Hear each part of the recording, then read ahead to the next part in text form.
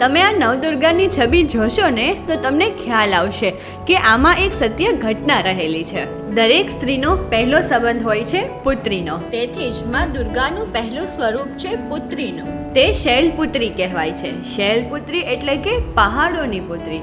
ત્યાર પછી તેઓ બ્રહ્મચારિણીનું સ્વરૂપ ધારણ કરે છે. બ્રહ્મચારિણી એટલે કે શીખવાનો અને સમજવાનો સમય.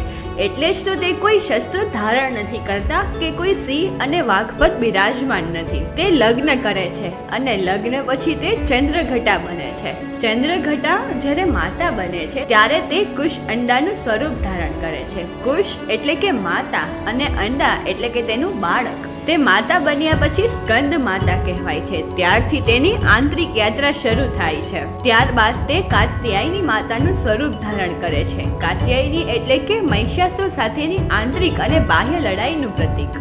જ્યારે તે સંસારના દરેક સકારાત્મક અને નકારાત્મક નિયમોને તોડે છે, તેની બહાર નીકળે છે, ત્યારે તે બને છે કાલરાત્રિ. જ્યારે આ સ્ત્રી જીવનના દરેક તબક્કામાંથી સકારાત્મક પસાર થાય છે ત્યારે તે બને છે મહાગૌરી. મહાનો અર્થ છે મહાન અને ગૌરી એટલે કે આખા સમાજને પ્રેરણા સ્ત્રોત બને છે. આ માટે તેને સિદ્ધિદાત્રી પણ કહેવાય છે, શક્તિ અને વરદાન આપનાર.